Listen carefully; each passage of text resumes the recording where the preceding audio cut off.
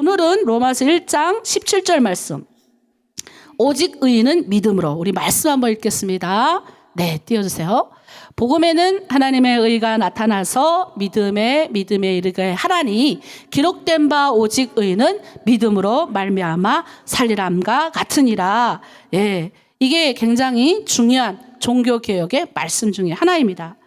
자, 가장 깊이 제가 종교개혁지를 돌면서 3명의 종교개혁자들한테 은혜 받았어요. 다 소개할 수 없어서 3분만 여러분들 소개하면서 저희가 함께 나누도록 할게요. 첫 번째는 얀 후스라는 곳입니다. 여기가 프라하입니다. 체코 프라하. 예. 체코 프라하 지금 이렇게 건활 이렇게 맑았어요. 사진 보시면 맑잖아요. 예, 종교개혁자 얀 후스인데 처음 들어봤을 거예요. 학교 다녔을 때도 저는 처음 들어봤습니다. 그런데 이게 관광도시인데 이 관광도시 중간 하나에 이분이 태어난 날이 아니라 이분이 하영되고 돌아가신 날을 기념해서 이 동상이 세워졌대요. 그러니까 1915년도에 세워졌거든요. 500주년을 맞이해서. 그래서 굉장히 의미가 깊었는데 이분은 우리가 종교개혁자 마르틴 루터에서 우리 가톨릭에서 우리가 종교개혁을 넘어오기까지 그 위대한 역할을 했던 마틴 루터를 탄생시키기 전 100년 전의 사람입니다. 근데 마틴 루터가 했던 이 위대한 것들을 그대로 이분이 먼저 하셨던 거예요. 근데 이분은 하형을 당하셨어요. 그러니까 이 가치가 얼마나 중요한지 제가 이분한테 매력도 그거 다 우리가 글 나오는 게 그거는 책에 다 나와요. 이분에 대한 거. 근데 매력적인 게 뭐냐면 이분이 처음 이 신학을 공부하게 된 거는 당시는 정치와 종교가 하나가 연합될 때예요. 그래갖고 이분이 가난한 체코의 저기 가난한 농부의 아들이었어요. 너무 가난하니까 내가 좀 출세 좀 해버리라. 좀 잘 먹고 좀 잘 살리라 하고 신학의 길을 들어선 거예요. 왜냐하면 그때는 돈을 주고 신학을 하면 이렇게 권력을 차지하고 돈도 많이 받기 때문에 말 그대로 그 돈을 줘가지고 암암리에 매간매직도 이게 많이 했을 때요. 근데 이분은 처음에는 잘 먹고 좀 잘 살려고 이 길에 들어섰는데 이분이 이제 그러니까 위클리라는 이제 그분의 영향력을 그분의 사상이 적힌 책을 읽게 됩니다. 그러면서 성경을 읽게 되는 거예요. 근데 당시는 성경이 라틴어로 되어 있어요. 여러분 제가 지금 이기 서가지고 라틴어로 설교하고 있으면 여러분 어떻게 할 것 같아요? 다 졸지 이렇게. 당시에는 성경을 번역해서도 안 되고 이거는 특권층만의 상징인 거예요. 그러니까 이거는 그냥 라틴어를 공부하고 사제들만 하나님의 말씀을 읽을 수 있었어요. 그걸로 다 정치할 때니까 이거를 그때만 읽을 수 있었어요. 오늘날처럼 막 자기의 언어로 막 찬양하고 할 수 있는데 이분이 최초로 시도를 한 분이에요. 체코 언어로 대단한 분입니다, 여러분. 이분이 설교하셨던 베들렘 채플이라고 있거든요. 여러분 그 사진 찍었어요. 이 베들렘 채플인데 그날은 문 닫아가 들어 못 가서 제가 했는데 이분이 여기서 체코어로 설교를 했어요.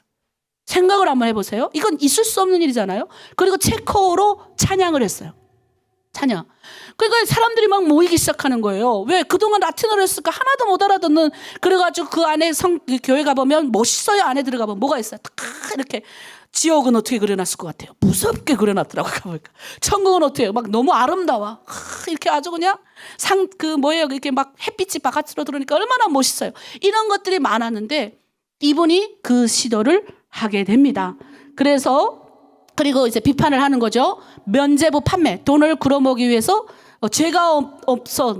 너의 조상들도 죄를 없애줄 수 있어. 라고 하는 면죄부 판매를 비판합니다. 그리고 이정성찬이라고 말해서 아까 우리가 떡과 포도주를 우리가 같이 받았지 않습니까?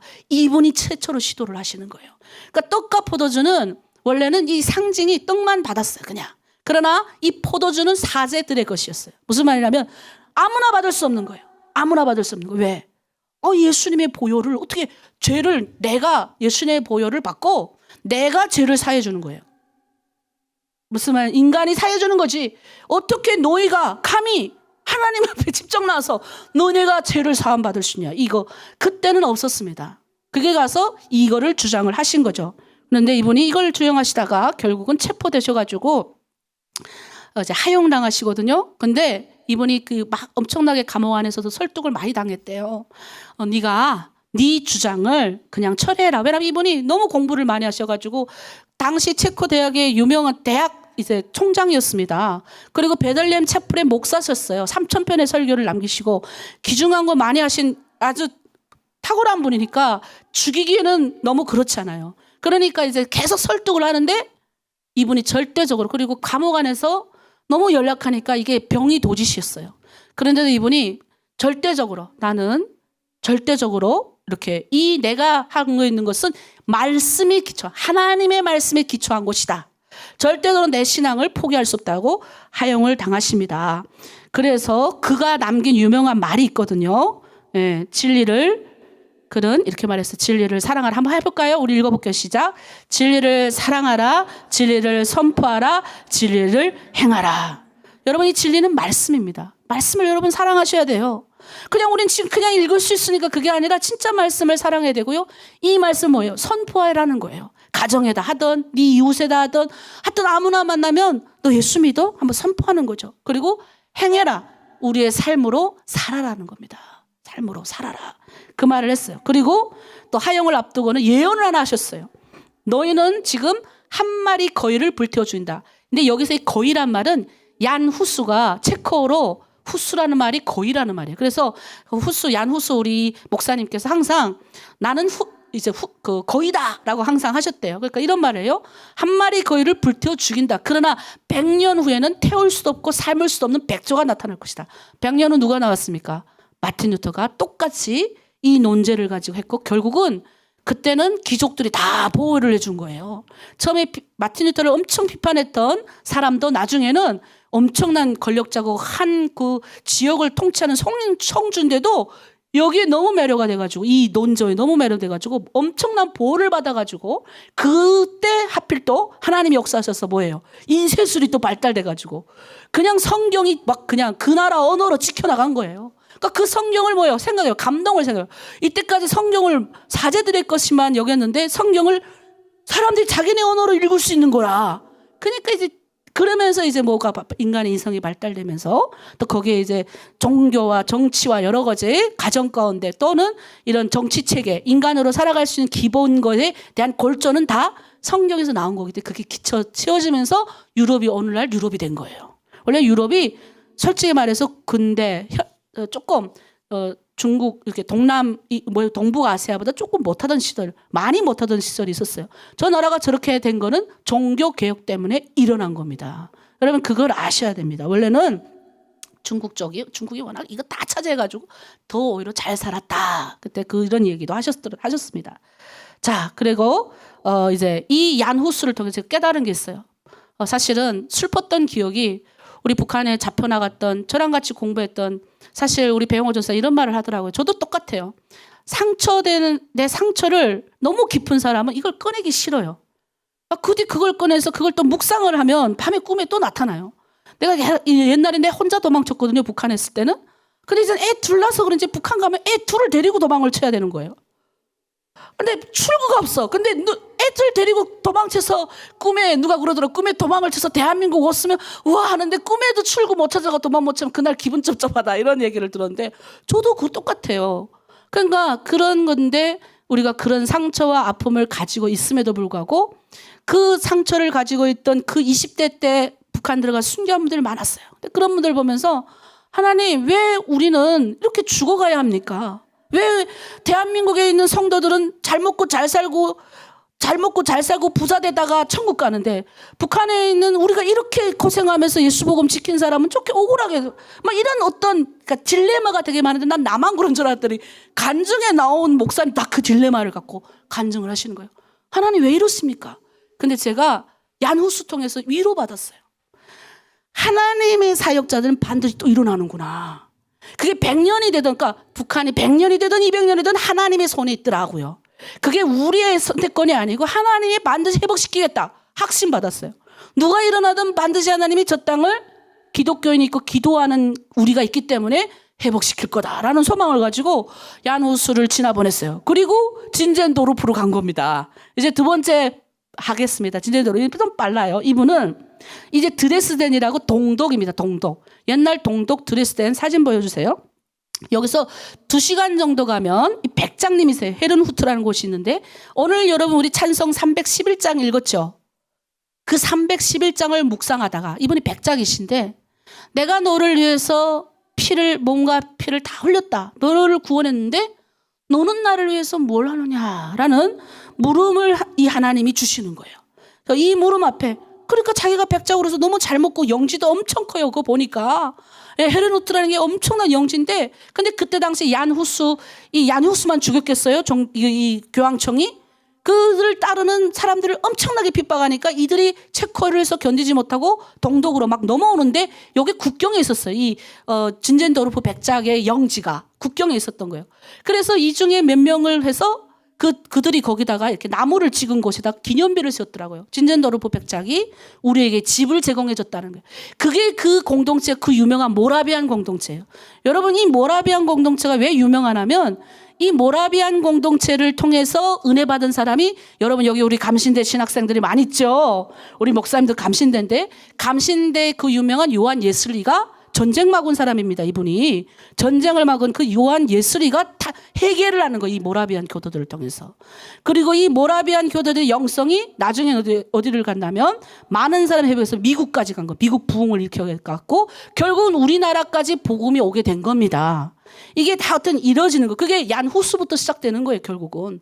그래서 이어져 오는데 이 진젠도르프가 특별히 정말 대단한 사람인 건 백작인데도 수많은 사람들을 보응해서 자기 땅에다가 농사 짓게 하고 먹고 살게 했습니다. 그리고 거기서 제가 의미 깊었던 건 묘지였는데 자기네는 이걸 무덤이라 부르지 않는데요. 사진 보여주세요. 하나님의 영지다. 여기 보면 오른쪽엔 남자들 성도들의 무덤이에요. 다. 이게 6,000개인데 이게 6,000개인데 몽땅 다 이제 이게 어디 등록되는 거 보고 어디 등록된다 그러잖아요. 유네스코의 문화유산에 등록된 곳입니다. 여기가. 그래서 이 6,000대 성도들 앉은 그대로 자기 자리에 보통 앉잖아요. 그때 남자 여자 이렇게 앉았나 봐요. 그대로 앉은 자리대로 돌아가신 자리를 했대요. 왜냐하면 천국에 올라가서도 이렇게 우리가 찬양하고 싶어갖고 하나님을. 그래서 했고 진젠도르프 백작이 와이프를 얻을 때 자기는 하나님한테 충성한 완전 하나님 앞에 정말 원하는 하나님이 주시는 사람 없겠습니다. 그래서 정말 하나님을 잘 믿는 사모님을 만나서 이 사모님이 또 진젠도르프 백작 돌아가시고 그 이후에 모든 재산을 다 관리하신 그리고 성도들을 하신 그런 곳이었어요. 그래서 이 교회가 온통 하얀색이었는데 이 교회 좀 헤르누트 교회 띄워주세요. 이 교회에 가서 이게 조용하잖아요. 깨끗하지 아무것도 없어요. 아주 옛날 그 교회들에 비하면 아무것도 없는데 이분이 그 유명한 말을 했어요. 우리 한번 해볼까요? 나는 하나님의 보석. 나는 하나님의 최고의 장식품. 내가 하나님의 보석이고 내가 하나님의 장식품이라는 거예요. 하나님은 우리를 보시지 이런 거 안 본다는 거죠. 그래서 거기 가면 깨끗해요. 그래서 거기 앉아서 저희가 기도하는데 저는 눈물이 나갖고 또 계속 울었어요. 하나님 정말 이런 곳에 와서 막 그들의 신앙을 배우는데 막 나는 부끄럽더라고요. 부끄럽고. 그래서 너는 뭘 하느냐 혜연아. 내가 너를 위해서 물과 피를 뿌렸다. 그래서 막 내가 원망했던 게 생각나. 하나님 잘못했어요. 내가 가서 잘할게요. 막 이런 말 했는데 어쨌든 그런 곳이었습니다. 그래서 여러분 그분이 마지막 돌아가시면서 이런 말씀을 남기셨어요. 자, 한번 볼까요? 이 사람을 보십시오. 그리고 그분과 걸어가십시오. 가장 귀한 일, 영원한 가치의 일에 당신의 삶을 투자하십시오. 이 사람이 누구예요? 예수 그리스도를 보라는 거죠. 그리고 예수 그리스도와 걸어가십시오. 그리고 당신의 일을, 어차피 우리 죽는다는 거예요. 그러니까 거기 가서 느낀 거는 나의 인생을 영원한 가치에 투자해야 되겠다라는 것을 배웠습니다. 자, 우리 마지막 그 유명한 마틴 루터. 이분은 다 아시죠? 이분이 저기 카페 가서 제가 내 사진을 띄웠어요. 왜? 내가 저기 앞에 가가지고 딱 서가지고 이게 크지도 않아요. 엄청 커 보이는데 크지도 않아요. 이게 조그마한데 거기다가 사실은 뭔가 이 마틴 루터가 뭔가 내가 개혁하려는 이런 마음을 쓴 게 아니고 그때는 이렇게 차 한잔 마시면서 그 앞에 다 이렇게 앉아갖고 토론 문화가 익숙했대요. 그러니까 이제 95개의 논절을 붙이고 우리 한번 토론해보자. 진짜 이게 지금 교황청 지금 우리가 하고 있는 것이 맞는지 우리가 예배를 지금 잘 드리고 있는 것이 맞는지. 왜냐면 그땐 다 모든 사람이 태어나면 다 뭐예요? 기독교인인 거야. 태어나면 다 기독교니까 태어날 때부터 라틴어를 계속 배우는 거예요. 그러니까 이제 그 나티나 설교 듣는데 그게 뭐가 뭔지 모르고 어쨌든 그 골자 말지만 기본만 가르쳐 주겠죠, 거기도. 그러니까 토론 제목을 써놓는 게 그게 아케체가 갔던 그곳이에요. 근데 너무 가고 싶었던 곳을 데려가 주셔가지고 그 앞에 가서 또 사람들이 엄청 많아요. 우리만 있는 게 아니거든요. 외국인들도 왔다 갔다 하면 나 찍어요. 그래서 없는 틈을 타갖고 사진 찍었습니다. 배영호 전사 찍었어요? 찍었대요. 하여튼. 내 것만 저기다 올렸는데 나는 설교의 특권. 어쨌든 이 마르틴 루터가 아주 유명하신데 이분이 성경을 번역했던 장소는 제가 공개를 안 했는데 아이제나흐 랜드마크예요. 거기 건축물이 바르트부르크라는 성에 올라갔어요. 이걸 아주 프랑스의 그 나폴레옹이 가가지고 싹 다 파괴시켜놔가지고 뼈다구밖에 없어, 뼈다구밖에. 그런데도 공사를 안 하시더라고요. 뭐 그냥 무너진 내버려 두더라고요, 거기는. 근데 그 성에 피난을 가는 거예요. 그래서 거기서 독일어로 마르틴 루터가 독일어로 성경을 번역하는 거예요. 그리고 그 성경이 인쇄술 기술과 함께 발전돼 가지고 막 이제 퍼져나가게 되면서 하나의 지금은 독일 전체가 루터교예요, 루터교. 그러니까 기독교인데 우리나라도 루터교가 있죠. 우린 장로교죠. 똑같이 예수 그리스도를 믿지만 우리나라도 루터교가 있습니다. 그것처럼 거기는 그 나라 전체가 다 루터교예요. 루터교예요. 그래서 루터 동상 루터 많아요. 루터 교회들이 다 어쨌든 이래요. 그리고 요게 사진이 종교개혁. 예, 좀 맨 중간이 마르틴 루터 그 옆에 같이 종교개혁을 이뤘던 사람들의 이름과 그다음 그 밑에는 종교개혁에 참여한 도시들이 다 있어요. 네, 이렇게 지켜 있습니다. 자, 제가 이제 마무리 지을게요. 이때 루터가 했던 말씀이 오늘 본문이에요. 오직 의인은 믿음으로 말미암아 살아야 된다. 그러니까 루터가 이제 하나님의 의에 대해서 얘기를 합니다. 하나님이 인간에게 요구하시는 완전한 의가 아니다. 야, 너 이거 완전해라 하잖아요. 근데 그게 완전해라 그러니까 율법에 이게 완전해라 그러니까 이 루터가 그 말씀대로 살려고 얼마나 노력했는지 몰라요. 그러니까 하나님 앞에 완전하고 싶어 갖고. 근데 그게 아니라는 걸 이게 깨달은 거예요. 루터는 하나님의 의가 우리에게 하나님이 요구하시는 것은 당신의 완전한 의가 아니라 그리스도로 말미암아 인간에게 베풀어준 하나님의 의. 이거를 집중하는 거예요. 이해되십니까? 그러니까 내 힘으로 의롭게 되지 않는다.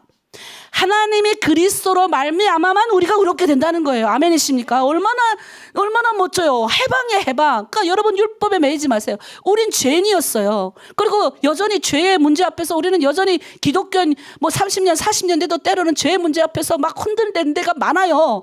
때로는 타협도 해요, 몰래. 하나님 몰래. 겉에 안 보고 목사님 나도 가끔 타협도 해요. 그런데 놀라운 건 뭐예요? 의인은 믿음으로 말미암아 살리라. 예수 그리스도로 말미암아서 우리가 의롭게 되는 줄 믿습니다. 그러니까 이 놀라운 진리를 이 마르틴 루터가 설명하고 종교개혁 5가지 띄워주세요. 우리 한번 읽어볼까요? 오직 믿음, 오직 은혜, 오직 성경, 오직 그리스도, 오직 하나님께 영광. 이거 5가지밖에 없다는 거예요. 네, 그러니까 여기서 오직 only잖아. 그냥 하나님 앞에 그냥 일직선인 거죠. 제가 이번에 마치면서 깨달았던 게 있는데 이 보름수라는 그 앞에 제가 많이 울었어요. 보름수라는 것에서 이제 루터가 사실은 루터도 내가 생각할 때 대단한 이런 건데 나는 이 인간이라는 데 초점을 맞췄어. 루터도 얼마나 갈등했겠어요. 와라 하니까 이제 거기 갔는데 너 지금 당장 말할 수 있을까? 루터가 좀 생각할 기회를 달라 그래요. 그래가지고 집에 가 생각했을 것 같아. 내가 이거를 지켜야 되나 말아야 되나 내 논조에 대해서. 근데 루터가 다음날 와서 말해요. 나는 이 하나님의 말씀에 앞에 있는 나의 이 생각을 취소할 수 없습니다. 그리고 끌려가요. 그리고 죽을로 가는 거예요. 근데 죽을로 가다가 루터를 지지했던 사람들이 중간에 뭐예요? 도적대가 들이닥치는 거죠. 꾸며가지고 루터를 데리고 가는 거예요. 산으로. 그래서 산에 2000m 올라가는 그 산에서 지금은 나폴레옹이 다 불태워버렸지만 다 가서 그 건물을 파괴시켰지만 거기서 독일어로 성경을 번역하는 거예요. 예, 그래서 성공을 이루죠. 그걸 보면서 그 앞에 제가 신발 신고 그 앞에서 제가 울면서 하나님 깨달은 거는 정말 종교개혁자들 걸어갔던 이 신앙 비워받고 하나님의 일은 하나님이 하시는구나. 그냥 우리는 하나님의 은혜 받은 자로서 흔들리지 말고 이 길을 걸어가자. 그리고 우리 교회는 특별한 교회지 않습니까? 남과 북의 성도들, 그리고 우리 또 다음 세대들, 이 다음 세대 일어나야 되니까 우리가 헌금을 모으고 다음 세대들이 좋은 데 가서 가서 좀 배우고도 올 수 있고 이렇게 할 수 있도록 우리가 헌금도 모으고 또 우리 중국 내 탈북민들 이렇게 열심히 준비하고 있잖아요. 그들의 2세들도 그러한 혜택을 누릴 수 있도록, 그리고 오직 믿음, 오직 은혜, 오직 성경, 그리고 오직 그리스도, 오직 하나님의 영광을 위해서 일주일간도 살아가신 저와 여러분 되기를 바랍니다. 아멘.